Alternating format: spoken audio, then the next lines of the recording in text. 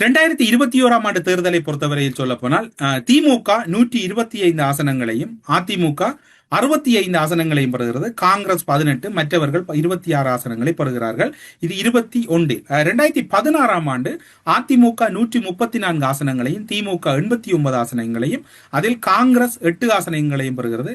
மற்றவர்கள் 3 ஆசனங்களை பெறுகிறார்கள், அந்த சிறிய கட்சிகளாக கேட்டவர்கள். 2021 ஆண்டு தேர்தல் வரலாற்று முக்கியத்துவம் வாய்ந்த தேர்தல்.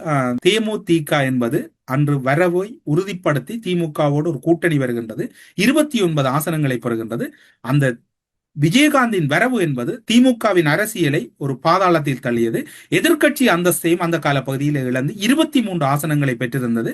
மற்றவர்கள் 32 ஆசனங்களை பெற்றிருந்தார்கள். ஆனால் 23 ஆசனங்களைத்தான் இவர்களால் பெற முடிந்திருந்தது. மற்றவர்கள் என்றால் அதில் அதிமுகவோடு இருந்த பங்காளி கட்சிகளும் இருக்கின்றனர். அந்த விஜயகாந்த் வந்த கால பகுதியில் எதிர்கட்சி அந்தஸ்தை இழந்தது போன்று இம்முறை விஜய் வருகையால் ஒருவேளை திமுக எதிர்கட்சி அந்தஸ்தையும் இழந்து விடுமோ என்கின்ற எதிர்பார்ப்பும் பலரிடம் இருக்கின்றது. இதுவும் அன்றைய தேர்தலினுடைய ஒரு பார்வையாக இருக்கின்றது. 2006 ஆண்டு தேர்தலிலும் கூட திமுக 63 ஆசனங்களையும், அதிமுக 45 ஆசனங்களையும், காங்கிரஸ் 27 ஆசனங்களையும், மற்றவர்கள் 31 ஆசனங்களையும் பெற்று அந்த சட்டசபை தான் ஒரு பெரும்பான்மை இல்லாத சட்டசபையை கருணாநிதி அமைத்திருந்ததும் இங்கு வரலாற்று ரீதியாக பார்க்கப்பட வேண்டியிருக்கிறது.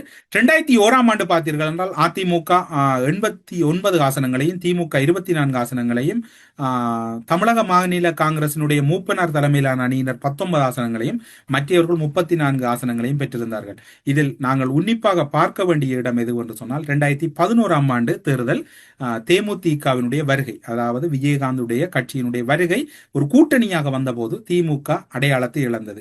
அப்படி இருக்கின்ற போது நீங்கள் அப்படி என்றால் எதனை நீங்கள் எதிர்பார்க்கிறீர்கள் இங்கு என்று உங்களிடம் ஒரு கேள்வி இருக்கலாம். நியூஸ் 18 தொலைக்காட்சியின் ஒரு முடிவு, அதாவது அவர்களுடைய கணிப்பு வெளியாகி இருக்கின்றது. எப்படி அவர்களுடைய கணிப்பு இருக்கின்றது என்றால், அவர்களை பொறுத்தவரையில் டிஎம்கே கிட்டத்தட்ட 19 ஆசனங்களும், ஏடிஎம்கே பொறுத்தவரையில் 70 ஆசனங்களும், விஜய் டிவிகே பொறுத்தவரையில் 140 ஆசனங்களும் கிடைக்கலாம் என்கின்ற ஒரு தேர்தலின் பின்னரான ஒரு கணிப்பை நியூஸ் 18 தொலைக்காட்சி வெளியிட்டிருக்கின்றது. யார் வெல்ல போகிறார்களோ தெரியாது. அதற்கு அப்பால் இப்போது இருக்கக்கூடிய சூழ்நிலையில் காரைக்குடியில் நிச்சயம் நாம் தமிழர் கட்சியினுடைய தலைமை ஒருங்கிணைப்பாளர் வெற்றி பெறுவார் என்கின்ற கணிப்பும் வெளியாயிருக்கிறது. இவ்வாறான சூழ்நிலையில் வெற்றி யார் பக்கம் இருக்கிறது என்பதனை நாளை தமிழகத்திலே தேர்தலின் பின்னரான மக்களின் கருத்து கணிப்பு ஒரு உத்தியோகபூர்வமாக வெளிப்படைத்தன்மையோடு வெளிப்படுத்தப்படுமாக இருந்தால் நாளைய தினம் உண்மையான ஒரு தேர்தல் வெற்றியினுடைய முன்னறிவிப்பு வெளியாகும்.